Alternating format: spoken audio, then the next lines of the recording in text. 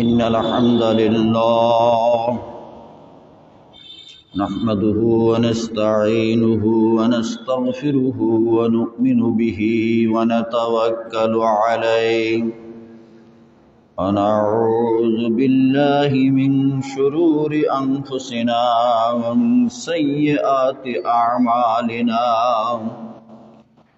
من يهده الله فلا مضل له ومن يضلله فلا هادي له ونشهد أن لا إله إلا الله وحده لا شريك له ونشهد أن سيدنا وسندنا وحبيبنا ومولانا محمدا عبده ورسوله الذي أرسله بالحق بشيرا ونذيرا وداعيا إلى الله بإذنه وسراجا منيرا فقد قال الله تعالى في كلامه المجيد وفرقانه الحميد أعوذ بالله من الشيطان الرجيم بسم الله الرحمن الرحيم محمد رسول الله والذين معه أشداء على الكفار رحماء بينهم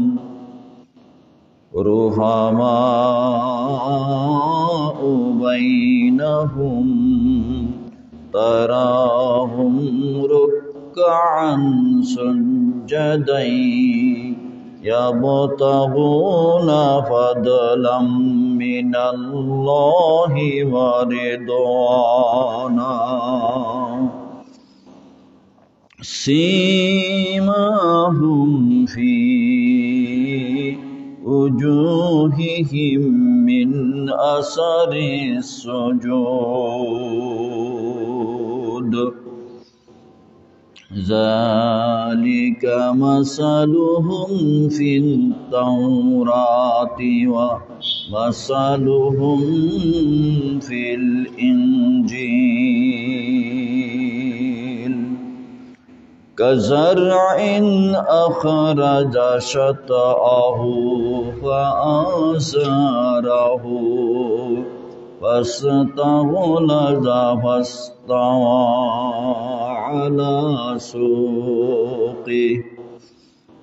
على سوقه يعجب الزراع ليغيظ بهم الكفار وعد الله الذين آمنوا وعملوا الصالحات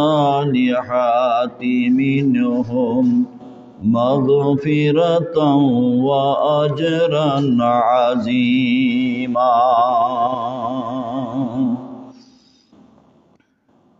وقد جاء في الحديث الشريف عن أنس رضي الله تعالى عنه قال رسول الله صلى الله عليه وسلم ثلاث من كن فيه وجد بهن حلاوة الإيمان ومن كان الله ورسوله أحب إليه مما سواهما ومن أحب عبدا لا يحب إلا لله ومن يكره أن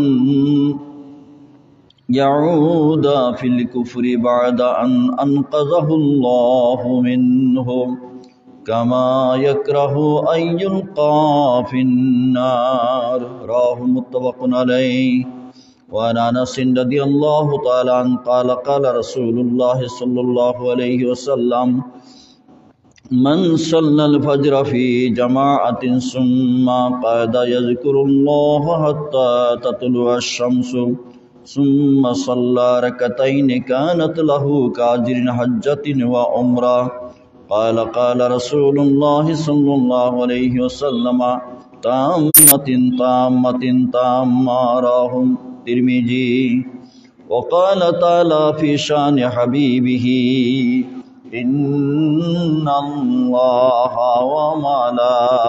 وملائكته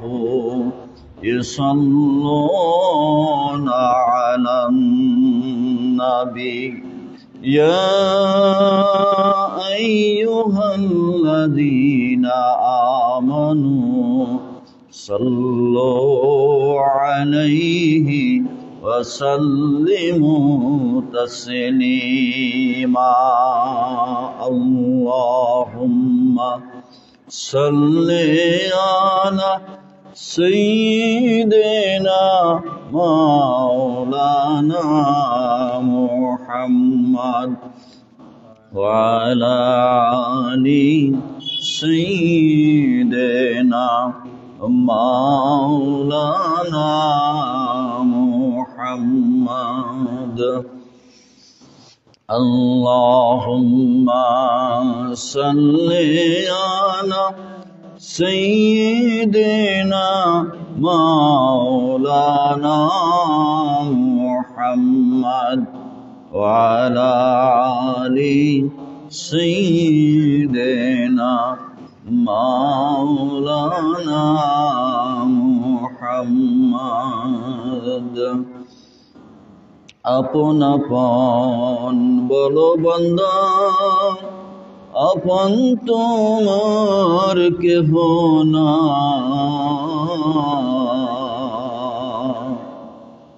আপন তোমার গজন সেন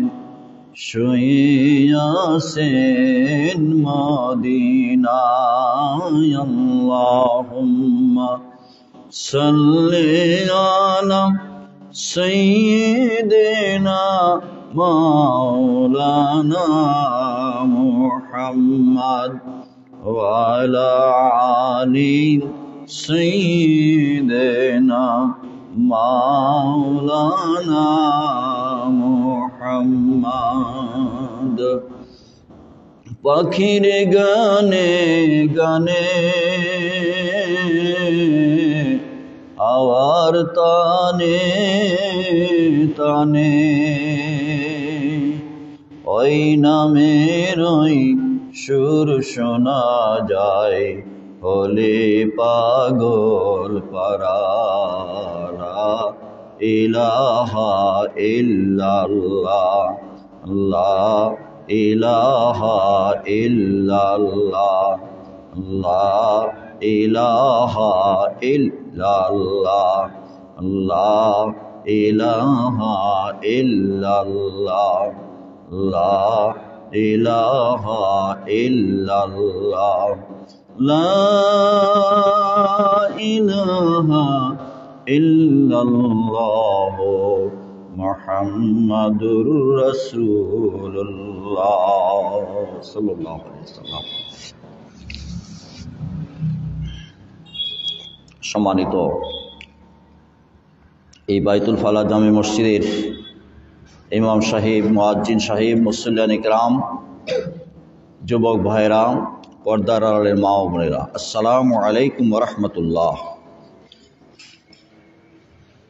আমরা প্রথমেই সেই মহান আল্লাহ সুবহানাহু ওয়া তাআলার দরবারে আলিশানে শুকরিয়া আদায় করছি যে মহান আল্লাহ তাআলা আমাদেরকে আজকের এই পবিত্র জুমাবারে হাজির হওয়ার তৌফিক দিয়েছেন। মহাগ্রন্থ আল কোরআনুল কারীম থেকে কথা বলা এবং শোনার তৌফিক এনায়েত করেছেন সেই মহান আল্লাহ সুবহানাহু ওয়া তাআলার দরবারে আলিশানে যে যেখানে আছি সবাই শুকরিয়া আদায় করি আলহামদুলিল্লাহ। অত্যন্ত গুরুত্বপূর্ণ আলোচনা। গত আলোচনার যেটা আমি সূরা আল ফাতহার শুরু করেছিলাম, অসম্পূর্ণ আলোচনা, আজকে সেই আয়াত থেকে আলোচনা করব ইনশাআল্লাহ। ওমা তৌফিক ইল্লা বিল্লাহ। সেই সূরার যে আয়াতটি আমি আপনাদের সামনে পড়েছি, সে আয়াত হচ্ছে 28 নম্বর আয়াত, 29 নম্বর আয়াত। সেই 29 নম্বর আয়াত এই সূরার সর্বশেষ আয়াত। এই আয়াতের প্রথম যে বিষয়গুলি আলোচনা করেছি সেগুলি আলোচনা আজকে না করে পরবর্তী আলোচনা করব। আমার সাথে পড়েন। আউযু বিল্লাহি মিনাশ শাইতানির রাজিম। বিসমিল্লাহির রহমানির রহিম। মুহাম্মাদুর রাসূলুল্লাহ ওয়াল্লাযীনা মা'আহু আশিদ্দাউ আলাল কুফফারি রুহামাউ বাইনাহুম তারাহুম রুকআন সুজদান ইয়াবতাগুনা ফাদলাম মিনাল্লাহি ওয়া রিদওয়ানা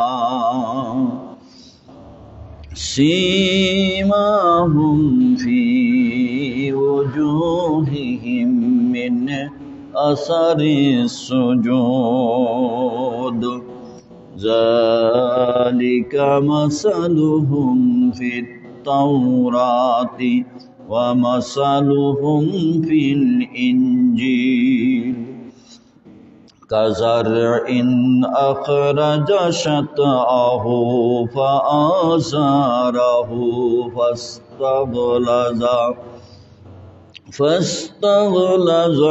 ফাস্তাওয়া আলা সুকিহি يعجبul زرع ليغيظ بهم الكفار وعد الله الذين آمنوا وعملوا الصالحات منهم مغفرة وأجرا عظيما صدق الله العظيم।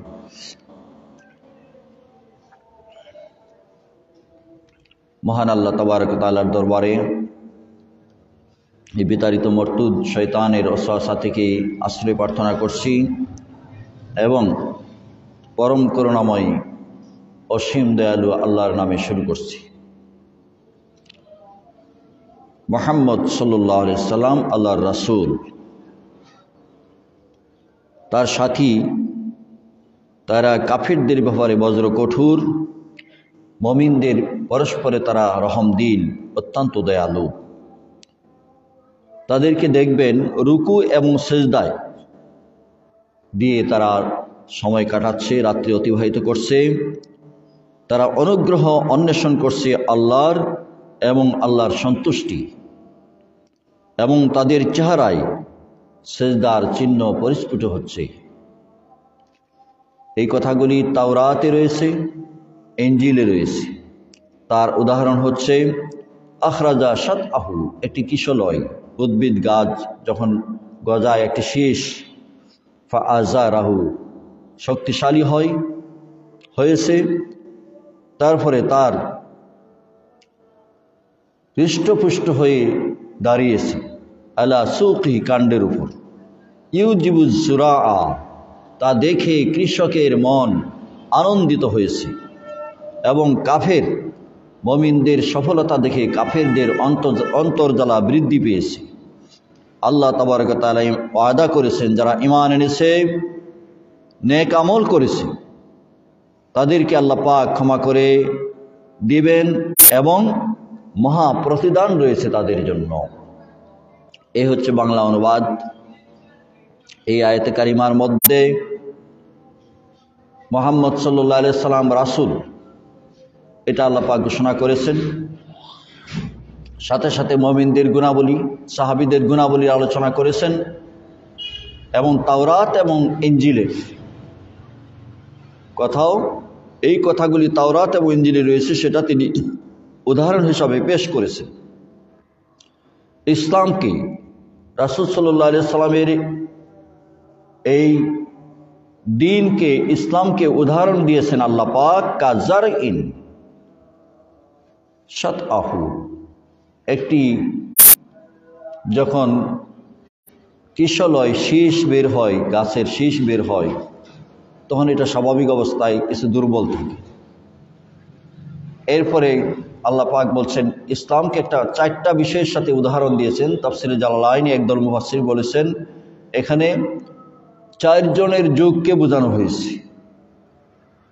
আখরাজা শাতআহু, ইসলামের শীষ বের হয়েছে আবু বকর সিদ্দিক রাদিয়াল্লাহু তাআলার যুগে, তার প্রভাব বিস্তার হয়েছে, শক্তিশালী হয়েছে। ফাআযারাহু, শক্তিশালী হয়েছে হযরত ওমর রাদিয়াল্লাহু তাআলার যুগে। তারপরে কাণ্ডের উপর সোজা হয়ে মজবুত হয়ে দাঁড়িয়েছে, হৃষ্টপুষ্ট হয়ে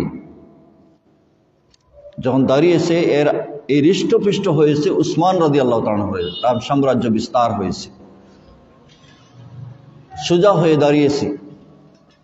আলা সুকিহি, হযরত আলী রাদিয়াল্লাহু তাআলার সময়। এভাবে ইসলামকে পরিপূর্ণ রূপ দেওয়া হয়েছে সারা বিশ্ব জুড়ে। এই 4 জনের আমলেই সারা বিশ্ব জুড়ে ইসলাম ছড়িয়ে গেছে। এই অবস্থা দেখে কাফেরদের অবস্থাটা কি হয়েছে আল্লাহ পাক কৃষকদের সাথে উদাহরণ দিয়েছেন, ধানের গাছের, শীষ গাছের, গম গাছের উদাহরণ দিয়েছেন। যখন ধান হয়, শীষ হয়, কৃষকদের মন আনন্দে ভরে ওঠে। যখন সোনালি ফসল হয়, দাঁড়িয়ে শক্ত হয়, মজবুত হয়, ফসলগুলি সুন্দরভাবে আসে, তখন কৃষকের মন কি হয়? আনন্দিত হয়। এই সোনালি ফসল যখন আসতেছে, কৃষকরা দিন রাত পরিশ্রম করে ধান লইতেছে, কোনো পরিশ্রম নাই, শুধু আনন্দ আর আনন্দ। কষ্ট হইলেও এটা আনন্দ। ইসলামকে আল্লাহ তাবারক ওয়া তাআলা উদাহরণ দিয়েছেন যে মুমিনদের আনন্দ বিশ্বজুড়ে বেড়ে গিয়েছে।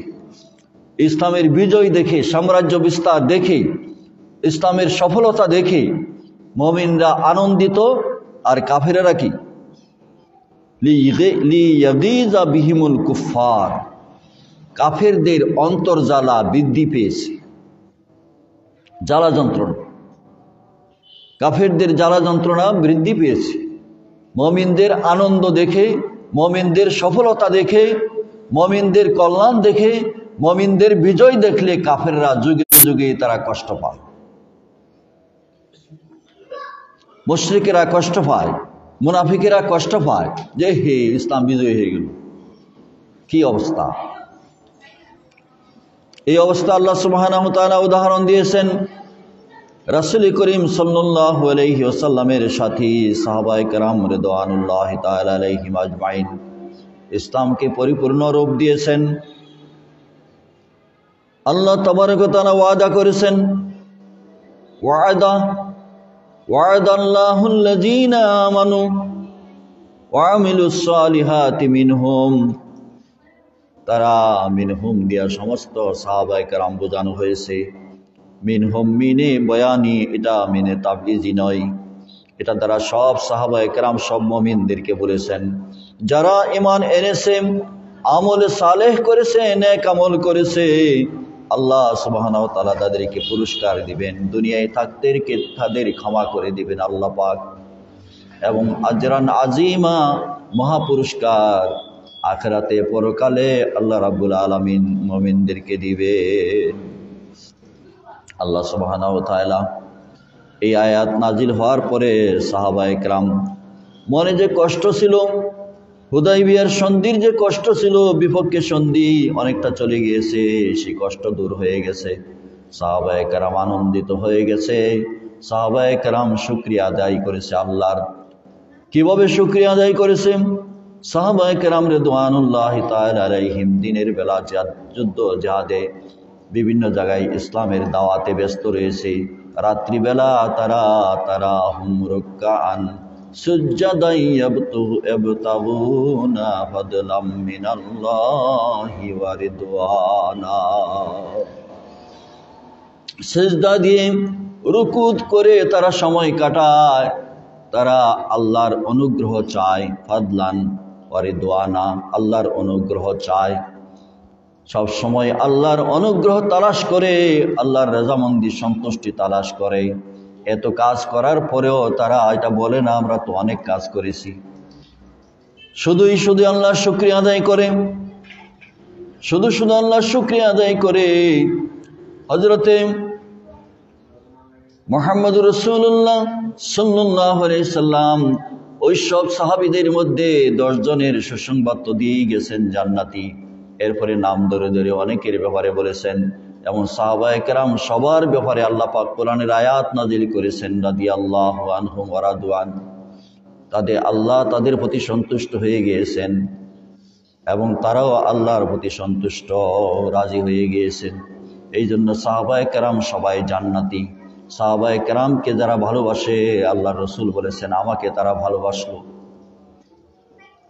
সাহাবায়ে কেরাম ইসলামকে রূপ দান করেছেন সারা বিশ্ব জুড়ে। আল্লাহর নবী মুহাম্মদ রাসূলুল্লাহ সাল্লাল্লাহু আলাইহি ওয়াসাল্লাম এত সুসংবাদ দেওয়ার পরও সাহাবায়ে কেরাম বসে থাকেন নাই।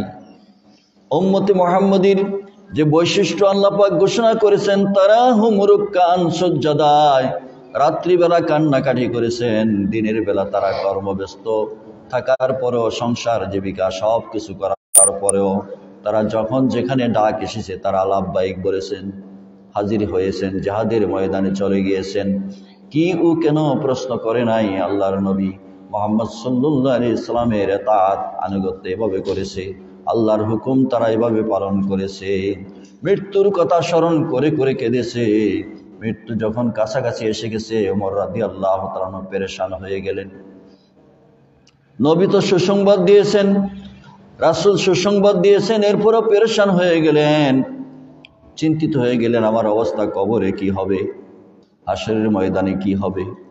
আল্লাহর নবী তো রওজায় শুয়ে গেছেন, সাথী আবু বকর তো চলে গেছেন, আমি রয়ে গেছি।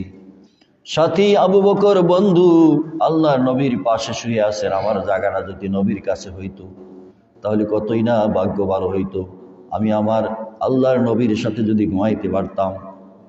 এই কথা চিন্তা করে একদিন হঠাৎ করে উম্মুল মুমিনিন আম্মা জান আয়েশা রাদিয়াল্লাহু আনহার হুজরায় হাজির হয়ে গেলেন। ওমর রাদিয়াল্লাহু তাআলার চোখ দিয়ে পানি কাঁদতেছেন। আম্মা জান হঠাৎ করে উমর যাওয়ার কারণ বুঝতে পারেন নাই। হঠাৎ করে আবু বকর সিদ্দিক রাদিয়াল্লাহু তাআলা আনহু শুয়ে আছেন, আল্লাহর নবী শুয়ে আছেন, পাশেই আয়েশা রাদিয়াল্লাহু আনহা থাকেন, কোনো মাঝখানে কোনো পর্দা নাই। যেহেতু একজন হচ্ছেন রাসূল এবং স্বামী, আরেকজন হচ্ছেন পিতা, আরেকজন হচ্ছে আব্বাজান, এই জন্য তিনি পাশাপাশি থাকতেছেন। ওমর রাদিয়াল্লাহু তাআলা হাজির হয়ে কান্নাকাটি করতেছেন। আম্মা জান আয়েশা জিজ্ঞেস করে, ওমর তুমি কেন কান্দো, কেন আসছো হঠাৎ করে? ওমর বলতেছে, আম্মা জান আয়েশা, আমার কবরের চিন্তা, পরকালের চিন্তায় আমি অস্থির হয়ে গেছি। আমি তো দেখেছি হুজরার মধ্যে আবু বকর সিদ্দিক সাথে শুয়ে আছেন। রাসূল সাল্লাল্লাহু আলাইহি সাল্লামের প্রতিটি সময়ে আমি আবু বকর ডাইনে, আমি বামে, কোন সময় আবু বকর বামে, আমি ডাইনে, এভাবেই সব সময় থেকেছি। যুদ্ধের ময়দানে, রাস্তায় চলাফেরার সময় পাশে রয়েছি, মসজিদে পাশে রয়েছি। আল্লাহর নবী যখন ইমামতি করেছেন, সোজা দাঁড়িয়েছেন আবু বকর সিদ্দিক রাদিয়াল্লাহু তাআলা। আবু বকর যখন ইমামতি করেছেন, আমি পিছনে দাঁড়িয়েছি। আজকে আবু বকর আল্লাহর নবীর পাশে শুয়ে আছেন, বন্ধুর পাশে শুয়ে আছেন। আমার তো জায়গা নাই, আমি আসছি আল্লাহর নবীর পাশে যদি আমার জায়গাটা হয়, আপনি যদি আমারে অনুমতি দেন, আপনার জায়গা তো এখানে, আপনি যদি অনুমতি দেন তাহলে আমার শেষ পরিণতিটা, কবরের জীবনটা রাসূলের পাশে হতে পারে, আমার ভাগ্য ভালো হইতে পারে, এই জন্য আসছি। এই কথা শুনে মা আয়েশা কান্না শুরু করলেন। কেঁদে কেঁদে বলেন, আমি তো আশা করেছিলাম, মনে মনে আনন্দিত ছিলাম যে আমার কুলে রাসূলের ইন্তেকাল হয়েছে, ওফাত হয়েছে, আমার ঘরে সেখানে দাফন করা হয়েছে, এখানে আমি অবস্থান করছি। আমার ইন্তেকালের পরে আমার স্বামীর সাথে আমার কবর হবে, রাসূলের সাথে আমার কবর হবে, এটা আমি আশা করেছিলাম। আমি এই আশায় এখানে দিন কাটিয়েছি। আমার শেষ যখন হবে আমি আল্লাহ রাসূলের সাথে শুয়ে থাকবো কিয়ামত পর্যন্ত। আপনি যেই কথা বলতেছেন, আমি তো আপনাকে ফিরাই দিতে পারি না, আপনাকে বঞ্চিত করতে পারি না। যেহেতু আপনি কাঁদতেছেন, আপনি জায়গা চাইতেছেন, আমি আপনারে ফিরাই দেব না। আমি যদি আগে মারা যাই বলে যাব আপনাকে এখানে জায়গা দেওয়ার জন্য, আমি চলে যাব জান্নাতুল বাকিতে। আমি যদি জীবিত থাকি আপনাকে এখানে কবর দেওয়ার ব্যবস্থা করা হবে। সুবহানাল্লাহ। উম্মুল মুমিনিন আয়েশা রাদিয়াল্লাহু আনহা কত উদার, কত বড় মনের পরিচয় দিলেন। হয়তো বলতে পারতেন যে এই জায়গাটা আমার জন্য নির্ধারিত। আয়েশা জানেন এখানে 4 জনের জায়গা, এর বেশি জায়গা নাই। রাসূল সাল্লাল্লাহু আলাইহি সাল্লাম উম্মুল মুমিনের কাছে বলে গিয়েছেন যে আমার কবরের পাশে, আমার পাশে শেষ যুগে একজন শুইবেন, তিনি হচ্ছেন ঈসা আলাইহিস সালাম। এই জায়গাটা খালি থাকবে আর 3 জনের কবর দেওয়া যাবে। তখন আয়েশা বুঝতে পারছেন যে এই কবরে এখানে 4 জনের বেশি কবর দেওয়া যাবে না, অতএব আমার জায়গা হবে জান্নাতুল বাকিতে। উমরকে দিয়ে দিলেন। কত বড় স্যাক্রিফাইস করলেন, কত বড় উদারতা দেখাইলেন। যেখানে তিনি বসে আছেন, যেখানে তিনি শুয়ে থাকেন রাসূলের পাশে, এখানে তিনি থাকবেন না, এত বড় উদারতা দুনিয়ায় আর কেউ দেখাইতে পারেন না। এমন স্বামীর পাশে থাকা, কবরের পাশে থাকা, এত বড় উদারতা, সাহসিকতা আর কোনো নারী দেখাইতে পারেন নাই। সুবহানাল্লাহ। মুহাম্মদুর রাসূলুল্লাহ সাল্লাল্লাহু আলাইহি সাল্লামের জন্য জীবন উৎসর্গ করা, কোরবানি করার এটাই উদাহরণ। ওমর রাদিয়াল্লাহু তাআলা আনহু জান্নাতের সুসংবাদ পাওয়ার পরেও তিনি রাসূলের পাশে শুইতে চাইলেন। রাসূল সাল্লাল্লাহু আলাইহি সাল্লামের মহব্বত আর ভালোবাসা, রাসূলের মহব্বত আর ভালোবাসা না থাকলে এটা করতে হবে। এটা তো আল্লাহ রাসূল বলে যান নাই তুমি এটা করবা। তিনি ভালোবাসার টানে, প্রেমের টানে, মহব্বতের টানে রাসূলের পাশে শুইতে চাইলেন। আল্লাহর নবী মুহাম্মদুর রাসূলুল্লাহ সাল্লাল্লাহু আলাইহি ওয়াসাল্লাম যেসব সোনার মানুষ তৈরি করে গিয়েছেন, রাসূলের যে বৈশিষ্ট্যগুলি, আল্লাহর নবীর বৈশিষ্ট্যগুলি আগের কিতাবে ছিল, কোরআনেও আছে। সেই বৈশিষ্ট্যগুলি অনেকগুলি উল্লেখ করা হয়েছে, অনেকগুলি উল্লেখ করা হয় নাই। মুহাম্মদুর রাসূলুল্লাহ কেমন রাসূল, আল্লাহ তাবারক ওয়া তাআলা মুহাম্মদ সাল্লাল্লাহু আলাইহি ওয়াসাল্লামকে সমস্ত মাখলুকাত সৃষ্টির আগে রাসূল সাল্লাল্লাহু আলাইহি সাল্লামকে শিক্ষা দিয়েছেন। 26 বছর শিক্ষা দিয়েছেন। জাহিরি ইলম, পৃথিবীর মানুষের জন্য যা প্রয়োজন, বিশ্ববাসীর জন্য যা প্রয়োজন, সেভাবে 26 বছর তিনি তালিম দিয়েছেন।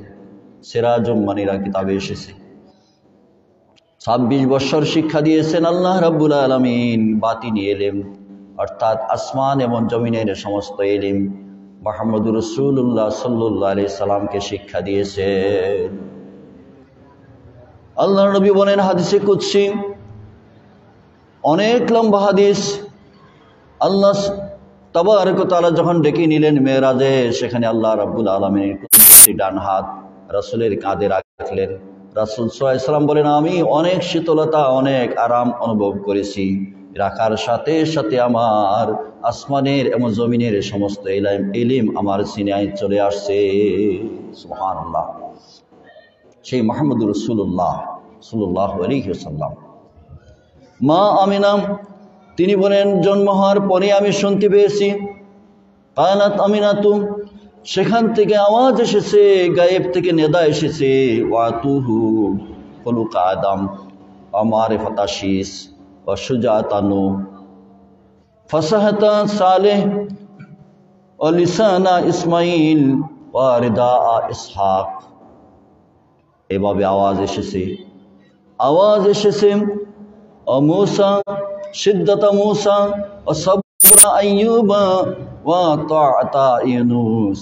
আওয়াজ এসেছে সেখান থেকে, আকাশ থেকে আওয়াজ এসেছে, আমার হাবিব মুহাম্মদ সাল্লাল্লাহু আলাইহি সাল্লামের মধ্যে আদম আলাইহিস সালামের সব চরিত্রাবলী, তারপরে শীস আলাইহিস সালামের মারফত, নূহ আলাইহিস সালামের বীরত্ব, হযরতে খুল্লাতা ইব্রাহিম আলাইহিস সালামের বন্ধুত্ব, লিসানা ইসমাইল আলাইহিস সালামের ভাষা, এবং রিদা ইসা আলাইহিস সালামের রেজামন্দি, তারপরে ফাসাহাতা সালেহ আলাইহিস সালামের ভাষার বাগ্মিতা, তারপরে হিকমত লুত আলাইহিস সালামের হিকমত, তারপরে বলেছেন বুশরা ইয়াকুব আলাইহিস সালামের সেই সুসংবাদ যেভাবে তিনি পেয়ে খুশি হয়েছিলেন, তারপরে মুসা আলাইহিস সালামের সেই কঠোরতা, আইয়ুব আলাইহিস সালামের ধৈর্য, হযরত ইউনূস আলাইহিস সালামের ইতাআত, তারপরে আল্লাহ সুবহানাহু ওয়া তাআলা বলেন ওয়াকারা ইলিয়াস আলাইহিস সালামের সেই পরহেজগারি, ওয়া ইসমাতা ইহইয়া আলাইহিস সালামের নিষ্পাপতা, নির্মমলতা, জুহদা ঈসা আলাইহিমুস সালাম, ঈসা আলাইহিস সালামের সেই সাধনা, সমস্ত আম্বিয়া কেরামের গাব্বিসুহু বিবাহরি আখলাকিল আম্বিয়া, সমস্ত আম্বিয়া কেরামের চরিত্রের মধ্যে মুহাম্মদ সাল্লাল্লাহু আলাইহি সাল্লামকে ডুবাইয়া দাও। সুবহানাল্লাহ। সমস্ত পয়গাম্বরের যত গুণাবলী ছিল একসাথে মুহাম্মদ সাল্লাল্লাহু আলাইহি সাল্লামের মধ্যে রয়েছে। বলেন সুবহানাল্লাহ। এর চাইতে আরো বেশি মুহাম্মদ সাল্লাল্লাহু আলাইহি সাল্লামকে এত বৈশিষ্ট্য, এত গুণাবলী দিয়েছেন যেগুলি বলে শেষ করা যাবে না। আল্লাহ সুবহানাহু ওয়া তাআলার যত নাম রয়েছে, মুহাম্মদ সাল্লাল্লাহু আলাইহি সাল্লামের তত পরিমাণ নাম রয়েছে। আল্লাহর নাম মনে আছে আপনাদের? আল্লাহর কতটা নাম আমি বলেছিলাম যে 99। কোরআনে কারিমে 99, কিন্তু আরো বেশি বলেছি 1000 নামের কথা। আজকে আরো বেশি বলবো। গবেষণার শেষ নাই, পড়াশোনার শেষ নাই, পড়তে পড়তে অনেক কিছু জানা যাওয়ার চেষ্টা করি। আল্লাহ সুবহানাহু ওয়া তাআলার নাম রয়েছে 3000। বলেন সুবহানাল্লাহ। তাফসীরে এসেছে 3000 নাম। 1000 নাম জানেন ফেরেশতারা, 1000 নাম জানেন সমস্ত আম্বিয়া কেরাম, আর 300 নাম তৌরাতে, 300 নাম ইনজিলে, 300 নাম তৌরাতে, 300 নাম ইনজিলে, 300 নাম জাবুরে, আর 99 নাম কোরআনে।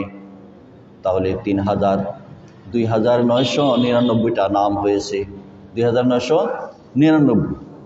আর একটা নাম এটা প্রকাশ করেন নাই আল্লাহ, এটা গোপন। এটা কিয়ামতের দিন আল্লাহ সুবহানাহু ওয়া তাআলা প্রকাশ করবেন। বলেন সুবহানাল্লাহ। প্রশ্ন করেছিলেন তাফসীরে তাবারি,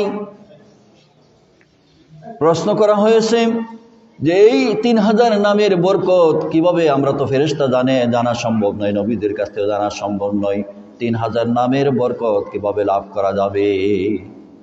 আমার সাথে পড়েন বিসমিল্লাহির রহমানির রহিম। বিসমিল্লাহর মধ্যে আল্লাহর কয়টা নাম আছে? 3টা। আল্লাহ জাতি নাম রহমান, রাহিম, তিনটা নাম আছে না?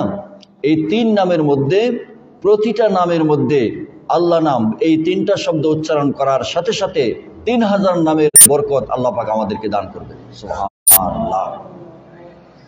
পড়েন বিসমিল্লাহির রহমানির রহিম। কোরআনে কারীম দুনিয়ার জীবনে আমরা যদি পড়ি তাহলে আমাদের আমলনামায় যে সওয়াব হয়, কবরের জীবনে হাসরের ময়দানে যতই কবরের মধ্যে তেলাওয়াতের হাদিস আছে কবরে পড়ে, কিয়ামত পর্যন্ত যদি একজনে কবরে কোরআন তেলাওয়াত করে, দুনিয়ায় একবার বিসমিল্লাহ পড়ার সমান সওয়াব হবে না। সুবহানাল্লাহ। দুনিয়ায় পড়লে সাথে সাথে সওয়াব লেখা হয়, দুনিয়াতে চলে যাওয়ার পরে সেখানে আর আমল করার সুযোগ দিয়েছে আম্বিয়া কেরামদেরকে আল্লাহ পাক, নেককারদেরকে, কিন্তু সেই আমল দুনিয়ার মতো হয় না, সেটা আশা পূরণ করেছে। সাবিত বুনানীর স্বপ্নে দেখলেন, উনি বড় ধরনের মুহাদ্দিস, দেখলেন উনি দাঁড়ায় আর কবরের মধ্যে নামাজ পড়তেছে। উনি দুনিয়ার থাকতে আল্লাহর কাছে আকাঙ্ক্ষা করতো, মোনাজাত করতো, আল্লাহ আমার নামাজরত অবস্থায় রাখ সবসময়। আল্লাহ পাক বান্দারে এই সুযোগ দিয়ে দিয়েছে, কবরেও নামাজ পড়ে, সুবহানাল্লাহ। তো সেই নামাজ আর দুনিয়ার নামাজ একরকম নয়। দুনিয়ার নামাজ আল্লাহ সুবহানাহু ওয়া তাআলা পড়ার সাথে সাথে তার জীবনের গুনাহ মাফ করে দেন, সুবহানাল্লাহ। ভাইরা আমার, বন্ধুরা আমার, আল্লাহ সুবহানাহু ওয়া তাআলা মুহাম্মদুর রাসূলুল্লাহ সাল্লাল্লাহু আলাইহি ওয়াসাল্লামকে যাবতীয় বৈশিষ্ট্য দিয়ে পাঠিয়েছেন, সমস্ত গুণাবলী দিয়ে পাঠিয়েছেন।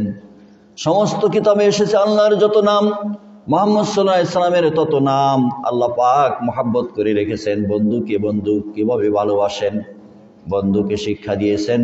বন্ধুর জিকির যখন করা হয়, বন্ধুর দরুদ ও সালাম যখন করা হয়, আল্লাহ রাব্বুল আলামিন বেশি খুশি হয়ে যান। বন্ধুর ভালোবাসা। আমি এই কোরআনের আয়াতের অর্থ যেগুলি গত তারিখে বলেছিলাম সে রিপিট করতে চাই না, কিন্তু তাওরাতের যে গুণাবলীগুলি, কয়েকটা গুণাবলী বাকি ছিল, যে 9টা কথা বলেছিলাম, 10টা, সেখানের মধ্যে শেষ গুণাবলীগুলি এটার সাথে মাসালুহুম ফিত তাওরাত মাসালুহুম ফিল ইনজিল উদাহরণ দেওয়া হয়েছে। কোরআনে কারিমে যেভাবে মুমিনদের গুণাবলী বলা হয়েছে, সেই কিতাবগুলিতেও বলা হয়েছে। তাওরাত নাজিল হয়েছে মুসা আলাইহিস সালামের জাতির প্রতি, ইনজিল নাজিল হয়েছে নাসারাদের প্রতি, কিন্তু উম্মতে মুহাম্মদীর বৈশিষ্ট্য দিয়ে ভরা, সুবহানাল্লাহ। কথা বলেছে মুসা আলাইহিস সালামের সাথে আল্লাহ, কিন্তু উম্মতে মুহাম্মদীর বৈশিষ্ট্য দিয়া অনেক সময় পার করেছে, সুবহানাল্লাহ। তাহলে উম্মতে মুহাম্মদীর মর্যাদা পাওয়ার কত আল্লাহ পাক বাড়িয়ে দিয়েছে, সুবহানাল্লাহ। আসছি আমরা দুনিয়ায় সকলের শেষে, দুনিয়া সকলের শেষে আসছি। মুহাম্মদ সাল্লাল্লাহু আলাইহি সাল্লাম সমস্ত নবীদের পরে দুনিয়া আগমন করেছেন, কিন্তু সর্বপ্রথম যার কবর ফেটে যাবে, যিনি কবর থেকে উঠবেন, তিনি হচ্ছেন মুহাম্মদুর রাসূলুল্লাহ সাল্লাল্লাহু আলাইহি সাল্লাম। যিনি সর্বপ্রথম আল্লাহর সাথে কথা বলবেন, তিনি হচ্ছেন মুহাম্মদ সাল্লাল্লাহু আলাইহি সাল্লাম। যিনি সর্বপ্রথম জান্নাতের দরজায় গিয়ে খটখটাইবেন, তিনি হচ্ছেন মুহাম্মদ সাল্লাল্লাহু আলাইহি সাল্লাম। যারা উম্মতরা যারা জান্নাতে যাবে, তারা হচ্ছেন উম্মতে মুহাম্মদী, সর্বপ্রথম জান্নাতে যাবে, সুবহানাল্লাহ।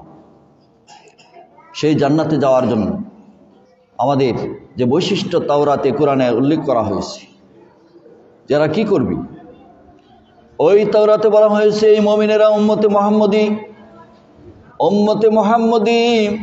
এভাবে দুনিয়ার জীবনে তারা আকাশের নিচে বলা হয়েছে মুনাদিহিম ইনাদি ফি জাওবিস সামা,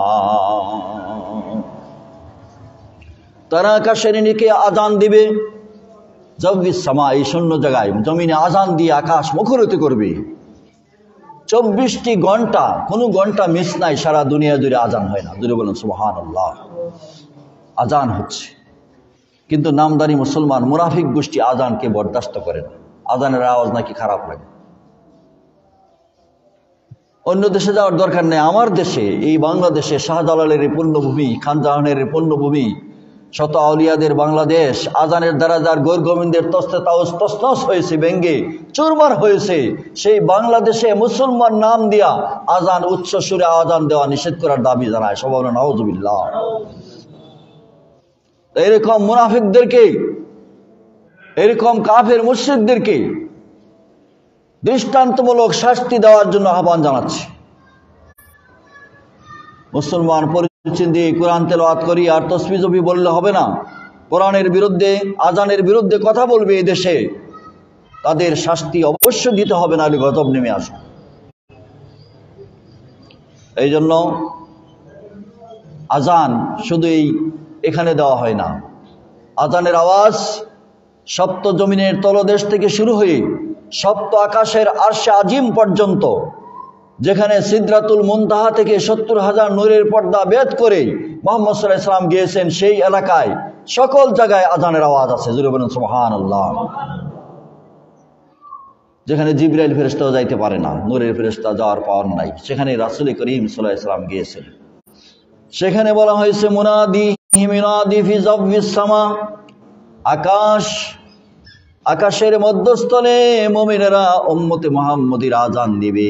সেই আজানের আওয়াজ শুনে মুমিনদের ঘুম ভাঙবে, ফজরের নামাজে আসবে, সালাত আদায় করবে। আজানের আওয়াজে মুমিনরা দৌড়ায় আসবে মসজিদে, এরা ওয়াক্ত মতো নামাজ আদায় করবে। এটা হলো উম্মতে মুহাম্মদীর বৈশিষ্ট্য। তাওরাত, জাবুর, ইনজিল, কোরআনে সব জায়গায়। এখন যারা নামাজ পড়ে না, নামাজের ডাক শুনলে আসে না, এরা কি উম্মতের মুহাম্মদীর বৈশিষ্ট্য তাদের মধ্যে আসে না নাই? কি বলেন? উম্মতে মুহাম্মদীর বৈশিষ্ট্য আছে? যারা আজান শুনলে আসে না, আজান দেয় না, আজান শুনলে আসে না, এরা কি উম্মতে মুহাম্মদীর বৈশিষ্ট্য আসেনি? নাই।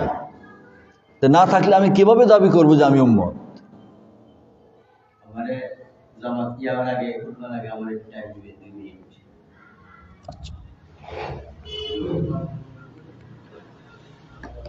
তাই উম্মতে মুহাম্মদী পরিচয় শুধু মুখে নয়, কথা এবং কাজে সব জায়গায় দিতে হবে। এর আলোকে একটা হাদিস আমি পেশ করেছি। আমরা উম্মতে মুহাম্মদী খাঁটি মুমিন যদি হইতে হয়, বুঝতে হয় যে আমি মুমিন হয়েছি, এই জন্য 3টা কাজ আছে। 3টা কাজ যদি কোনো কারো কাছে থাকে তাহলে সে খাঁটি মুমিন, মুমিনে কামেল। 3টা কাজ। হাদিস শরীফ বুখারী এবং মুসলিম শরীফের হাদিস, মিশকাত শরীফে রয়েছে। হাদিসটা হচ্ছে আনাস রাদিয়াল্লাহু আনহু থেকে বর্ণিত। কোন আনাস? সেই আনাস হচ্ছে খাদিমে রাসূল মুহাম্মদ সাল্লাল্লাহু আলাইহি সাল্লামের খেদমত করেছেন 10 বছর, পূর্ণ 10 বছর রাসূলের সাথে রয়েছেন। আল্লাহর নবী আনাসকে উপাধি দিয়েছেন হুব্বে রাসূল। আনাসের উপাধি হলো কি? হুব্বে রাসূল, রাসূলের ভালোবাসা, পাগল। সেই আনাস রাদিয়াল্লাহু আনহু থেকে বর্ণিত, তিনি বলেন, সালাসুন মান কুন্না ফিহি ওয়াজাদা বিহিন্না হালাওয়াতাল ঈমান।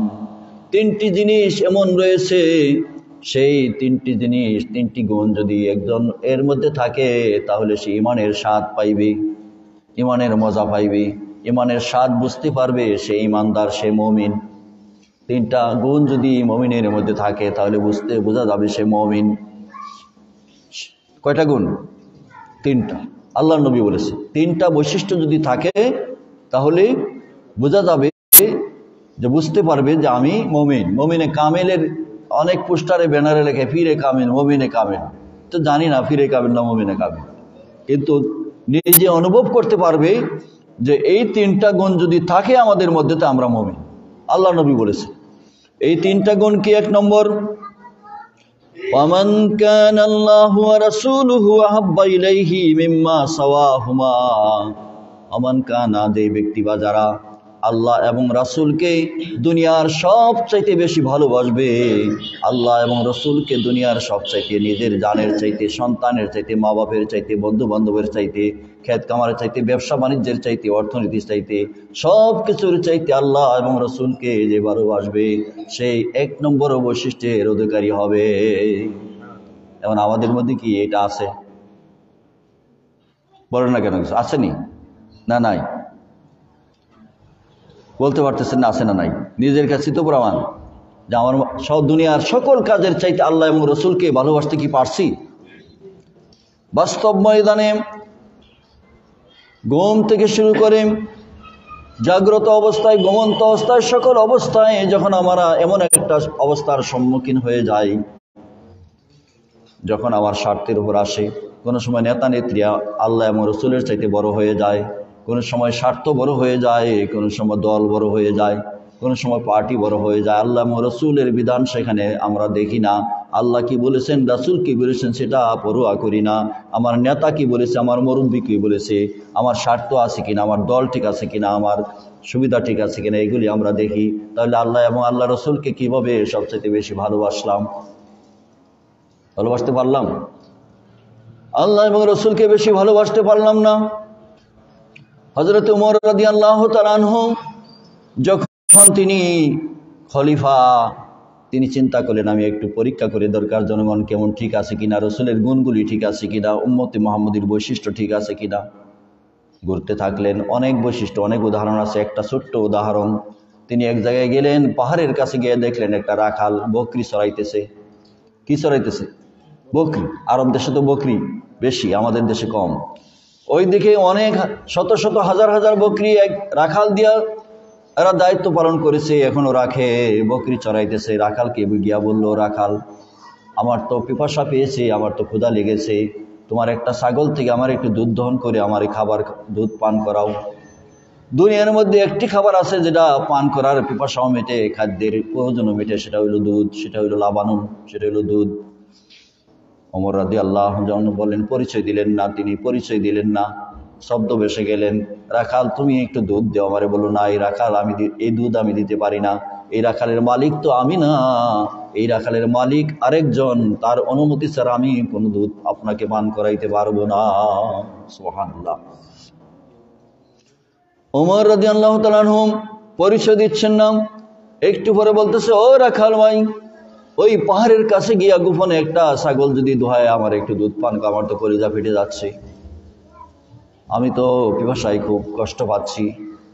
ওই রাখাল বলে, তুমি কেমন মানুষ, আমি এই গোপনে গিয়া পাহাড়ের কাছে গিয়া আমি দুধ দহন করব, তোমাকে পান করাইব? এটা হইতে পারে না, এটা হইতে পারে না। এই আমার মালিক দেখুক আর না দেখুক, আমি যিনি আল্লাহ রাব্বুল আলামিন আমাদেরকে সৃষ্টি করেছেন, সেই মালিকের চোখকে ফাঁকি দেওয়া যাবে নাকি? সেই রাখাল নবীজির বৈশিষ্ট্য, উম্মতে মুহাম্মদের বৈশিষ্ট্য ঠিক রেখেছে। আল্লাহকে দেখে, আল্লাহ দেখে আল্লাহকে ভয় করব, আল্লাহকে ভালোবাসলে, আল্লাহকে ভয় করলে সে গোপনেও করতে পারে না। ওমর রাদিয়াল্লাহু তাআলা আনহু কাঁদতেছেন,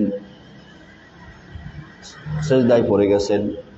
রাখাল বলতেছে, আবার সেজদাও করে কান্দে, সেজদা থেকে উঠলো, বললো, রাখাল তুমি যে অবস্থাটা করেছো আমাকে দিতেছ না, আমি তো কষ্টে আছি, তোমার দুনিয়ার কোনো আশা আছে কিনা? বললো, হ্যাঁ আমার দুইটা আশা আছে। কি আশা? এক নম্বর আশা হলো আমি জান্নাতে যাইতে চাই, আল্লাহ এবং রাসূলকে খুশি করে আমি জান্নাতে যাইতে চাই। কই যাইতে চাই? জান্নাতে। ওমর রাদিয়াল্লাহু আনহু বলে, তোমার যে চরিত্র, তোমার যে আদর্শ, তুমি জান্নাতে যাইতে পারবা, তোমার জান্নাত লাভ হবে। আর দুই নম্বর কি? বলো, দুই নম্বর হচ্ছে এই জামানার খলিফা ওমর রাদিয়াল্লাহু তাআলা আনহুর সাথে আমি সাক্ষাৎ করতে চাই, দেখতে চাই ওমরকে। বলেন সুবহানাল্লাহ। ওমর বলতেছে, ওমরও দেখতে পারবা, মদিনার মসজিদে গিয়া সোজা ইমামের পিছনে বসবা। রাখাল বলতেছে, আমি তো বারেন্দার মুসল্লি, আমি তো এই মসজিদে বারেন্দায় নামাজ পড়ি, ভিতরে যাওয়ার সুযোগ নাই। রাখালি করিয়া বলে, কালকে এই জুম্মায় তুমি চলে যাইবা, আগে আগে গিয়ে বসবা। আল্লাহর নবী মুহাম্মদ সাল্লাল্লাহু আলাইহি ওয়াসাল্লাম যখন ইমাম ছিলেন, পিছনে আবু বকর বসতেন, দাঁড়াইতেন। আবু বকর সিদ্দিক রাদিয়াল্লাহু তাআলা আনহু যখন ইমামতি করতেন, তখন কে দাঁড়াইতেন পিছনে? ওমর রাদিয়াল্লাহু তাআলা আনহু দাঁড়াইতেন। যখন ওমর ইমামতি করতেন, তখন পিছনে কে দাঁড়াইতেন? উসমান রাদিয়াল্লাহু তাআলা আনহু। উসমানের জায়গা হলো ইমামের পিছনে। রাখাল ওই দিন অনেক আগে চলে গিয়েছে, চলে গিয়ে সুজা মেহরাবের সুজা বসছে। উসমান রাদিয়াল্লাহু আনহু আগে চলে গিয়েছে। উসমান রাদিয়াল্লাহু আনহু গিয়ে দেখে যে জায়গায় তো বসে গেছে আরেকজন। কিন্তু মসজিদে যদি একজন বসে যা, আল্লাহর নবী বলেছেন জায়গা থেকে তুমি সরাইয়া দিও না। মসজিদ থেকে বসে গেলে সেখান থেকে সরাইয়া দেওয়া যাবে না, প্রেসিডেন্টও এটা পারবে না। মসজিদে এমন এক জায়গা, আল্লাহর ছোট বান্দা বড় বান্দা সব একসাথে বসবে। সুবহানাল্লাহ। উসমান রাদিয়াল্লাহু তাআলা দেখলো আরেকটা বান্দা বসে গেছে, উসমান পাশে বসছে। আল্লাহর নবী মুহাম্মদ সাল্লাল্লাহু আলাইহি ওয়াসাল্লাম শিক্ষা দিয়েছেন, তোমরা আশেপাশে যখন মসজিদে বসবা, একে অপরের সাথে অপরিচিত হইলে পরিচয় করবা, সালাম দিবা, হাত মিলাইবা, মহব্বত তৈরি হবে। উসমান রাদিয়াল্লাহু আনহু ডাইনে বামে তাকাইলেন, এই ছেলেটার দিকে তাকাইলেন, হাত মিলাইলেন, তোমার বাড়ি কোথায়? বলল, আমি তো অনেক দূর থেকে এসেছি, আমি তো বারান্দার মুসল্লি, এখানে আমি আজকে আসছি খলিফাতুল মুসলিমিন ওমর রাদিয়াল্লাহু তাআলা আনহুকে দেখার জন্য। সুবহানাল্লাহ। উসমান রাদিয়াল্লাহু তাআলা আনহু বলল, দেখতে পারবো। দেখার জন্য আসছে ওমর রাদিয়াল্লাহু তাআলা আনহুকে দেখার জন্য। উসমান রাদিয়াল্লাহু তাআলা আনহু শুনলেন, শুনে বুঝতে পারলেন। উসমান রাদিয়াল্লাহু তাআলা আনহু বলল, আমিও তো আসি দেখার জন্য, আমিও তো আসছি দেখার জন্য। উসমান রাদিয়াল্লাহু তাআলা আনহু একদিকে চিন্তা করলেন যে নামাজের মধ্যে, সালাতের মধ্যে আল্লাহকে দেখার জন্য তো আসি, আমি তো ইমামকে দেখার জন্য আসি না, আল্লাহকে দেখার জন্য এই বালকটা হয়তো এভাবেই এসেছে। বালক বলতেছে আমি দেখার জন্য আসছি। একটু পরে ওমর রাদিয়াল্লাহু তাআলা আনহু যখন আসলেন, মেহরাব এই নামাজ পড়ানোর জন্য আসলেন, তখন ছেলেটা তাকায় দেখলো, এই কে? উসমান বলল, উনি তো ওমর, গতকালকে তো ওমর সেদিন আমার কাছে দুধ চেয়েছে, আমি ওনারে তওবা করাইছি। কেন অন্যের মালিকানার দুধ পান করবে, অন্যের ছাগলের দুধ পান করবে? আমি তো তাকে তওবা করাইছি, আজকে উনি ওমর। উসমান রাদিয়াল্লাহু তাআলা কথা শুনছেন, শুনে ওমর রাদিয়াল্লাহু তাআলা বলতেছেন, উসমান তুমি বালককে বিরক্ত করবা না। আমি তো গিয়েছিলাম সে আমার রাষ্ট্রে রাসূল করিম সাল্লাল্লাহু আলাইহি সাল্লামের বৈশিষ্ট্য গুণাবলী উম্মতের মধ্যে, জনগণের মধ্যে চালু আছে কিনা দেখার জন্য। এই বালকটিকে দেখতে পাইলাম, রাষ্ট্রের অন্য কেউ বুঝুক আর না বুঝুক, দুনিয়ার মানুষে বুঝুক আর না বুঝুক, এই রাখাল আল্লাহ এবং রাসূলকে চিনতে পেরেছে। সুবহানাল্লাহ।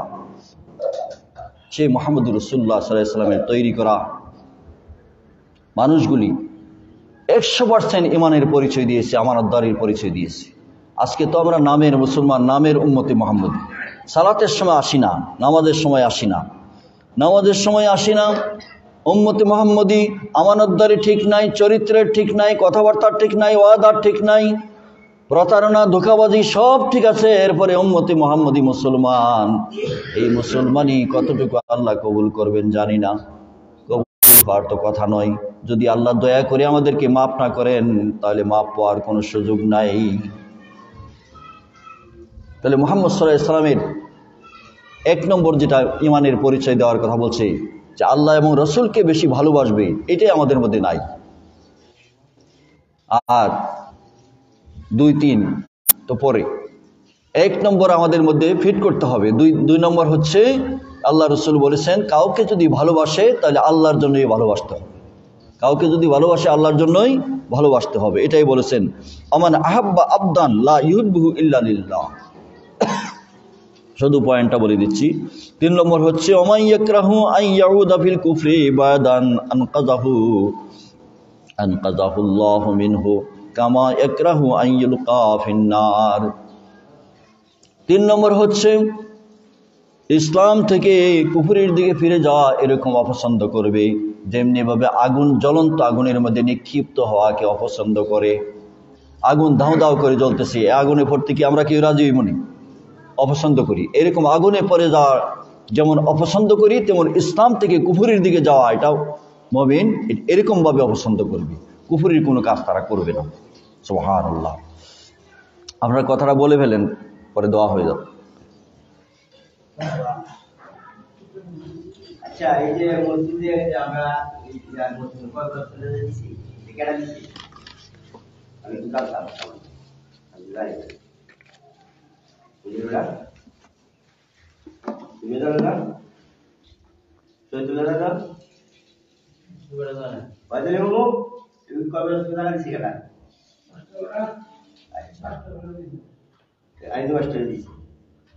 জায়গা দিচ্ছি, আমরা তো কয় করে দিতেছি, এই জায়গা তো এর নামে আইসে রেকর্ড মাঠ করছা হাকিমুল্লাহ নামে লঙ্কা পাচ্ছি পঞ্চায়েতের পাশে গেছি। ওহন এটা যে আমরা কাপড় দিতেছি, আমরা মুদ্রায় নিয়ে কার জায়গা দিতেছি, এই জিনিসটা আমরা তদারকি করি। আমার আগামী শুক্রবার বই এটা ফাইনাল করবেন, এটা ফাইনাল করতে আর এটা দিল করতে, আর আমরা মারি দিতেছি কার জায়গা দিতেছি। না আজকে না, এর দুদিন তো তাই হইব। আমরা সমাজে আছি, এটা তোমার তার আছে, এটা ভাই হইবে। আমরা আমি জন্ম হয়ে দেখছি এই জায়গা আইনজীবী মাস্টারের বা এই গ্রামের প্রত্যেক বইটা আইনজীবী মাস্টারের জায়গা নাকি হাতি বলে জায়গা। আচ্ছা, হাতি বলে পাইলো কই, এর মানুষ আগামী শুক্রবারে কাগজ তুলে থাকবো, কেড়ে করলো, কেড়ে নিল, এটা আপনারা অর্থ বুঝাই দিব সমাজের মানুষের। শুধু বড় প্রত্যেকে তো আগামী শুক্রবারে কেউ না থাকবা, আমি মসজিদ তালা হইয়া এর বাদ বইয়া এই রংরাং করবা, ওই তো না কাজের পানি করবো না, হিসাব তৈরি করবে। তো বস দান্দাবাজি খারাপ কাজ আপনাকে যে সমাজের মধ্যে এটা করার জন্য মন বিয়ে করবা। এই জায়গাটা এখন না না আমাদের মারতে আজকে কেন মারতে। আচ্ছা, পরে আমার কথা শুনেন, বসেন বসেন, এই আমার কথা শুনেন। মসজিদে না, এখন আর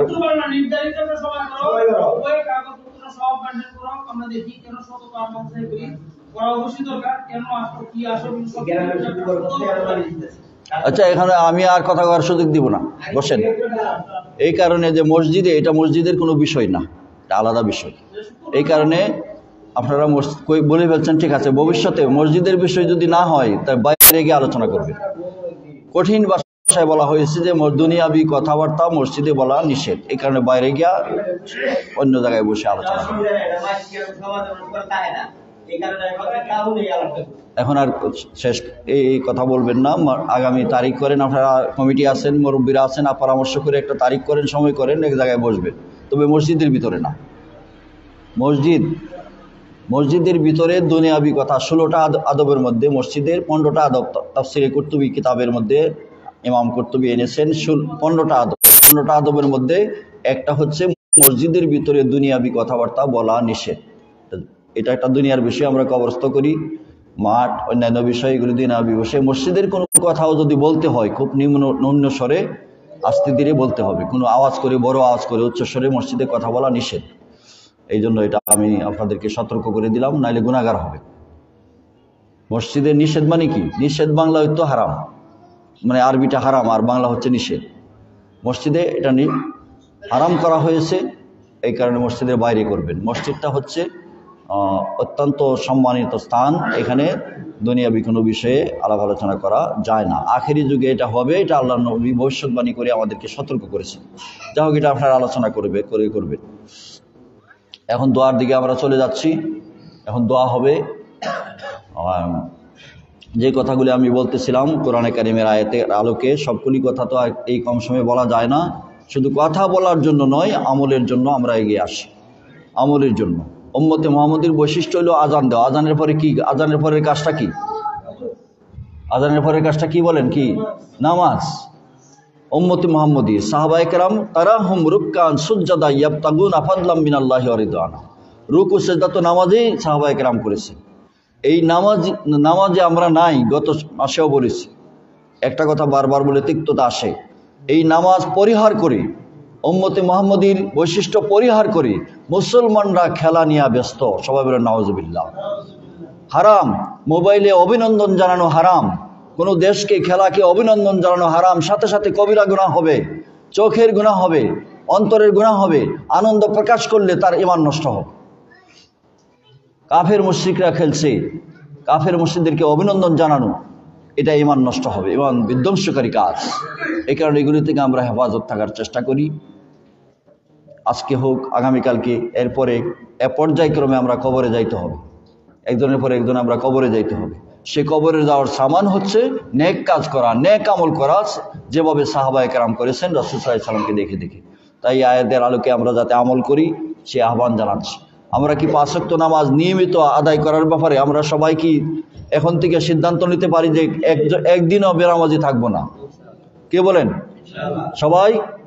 এই যারা যুবক, ফজরের নামাজ, আমি আরেকটা হাদিস আমি পড়েছি, সেটাও শোনায় দিব, যে এখানে যারা আছি, যারা নেক বেশি দরকার, যুবকরা হয়তো নেক বেশি দরকার না, মাঝে মাঝে নামাজ পড়লো, মাঝে বেশি বেশি খেলা দেখলো, মনে করছি মরবি অনেক পরে। আমরা যারা বয়স বেশি হয়ে গেছে আমরা তো মরবো তাড়াতাড়ি, নাকি? কি বলেন? তাড়াতাড়ি মরতে হবে না?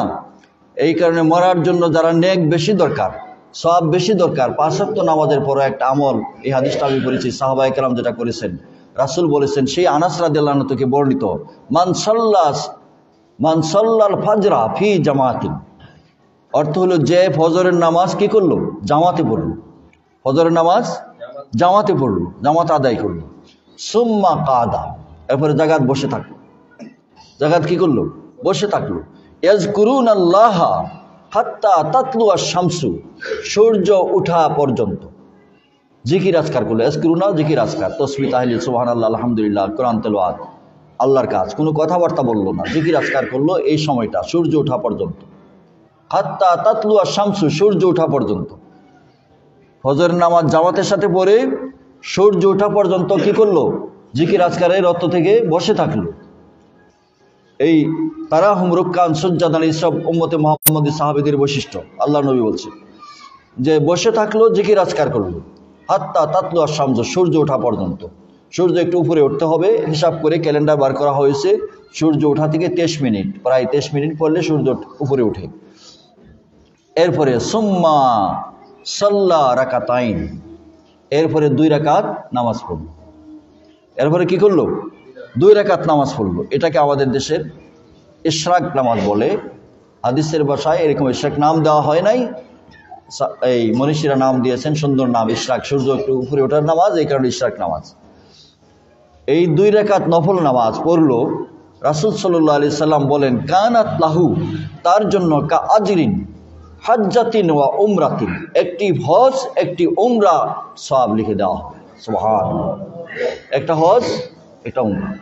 কালা কালা রাসূলুল্লাহ সাল্লাল্লাহু আলাইহি সাল্লাম, আনাস বলেন রাসূল বলেছেন তাম্মাতিন তাম্মাতিন তাম্মা, পূর্ণ হজ পূর্ণ উমরা, পূর্ণ হজ পূর্ণ উমরা, পূর্ণ হজ পূর্ণ উমরার সওয়াব দেওয়া হবে। সুবহানাল্লাহ। এই আমলটা সাহাবায়ে কেরামের ছিল, উম্মতে মুহাম্মাদের ছিল, নেককার যারা সলফে সালিন চলে গেছেন হজরের পরে। কাম তো বেশি, আমাদের কাজকর্ম বেশি, যারা থাকতে পারেন, যারা মুরব্বী, যারা মরার তাড়াতাড়ি চিঠি আসছে, মরার চিঠি আমাদের অনেকের কাছে চলে আসছে, হয়তো আপনারা বুঝতে পারতেছেন না যে মরার চিঠি যাইছে। মরার চিঠি হয় কি, জ্বর হওয়া, অসুস্থ হওয়া, চুলদারি সাদা হওয়া, এগুলি মরার চিঠি। মরার চিঠি আমাদের কাছে চলে আসছে না, তাইলে আমরা একটু বেশি নেক বাড়াই। ফরজ নামাজ 5 ওয়াক্ত নামাজ পড়ার সাথে সাথে ইশরাক নামাজ নারী পুরুষ যারা শুনতেছেন সবাই আমরা আদায় করি, তাহলে এই বাংলাদেশের ঘরে থেকে, নিজের ঘরে থেকে, নিজের মসজিদে থেকে এক হজ এক উমরার সওয়াব পাওয়া যাবে। সুবহানাল্লাহ। এই কথাগুলি বলে আমি আলোচনা শেষ করছি। আপনারা মহব্বতের সাথে দরুদ শরীফ পড়েন। আল্লাহুম্মা সাল্লি আলা সাইয়্যিদিনা মাওলানা মুহাম্মদ ওয়া আলা আলি সাইয়্যিদিনা মাওলানা মুহাম্মদ।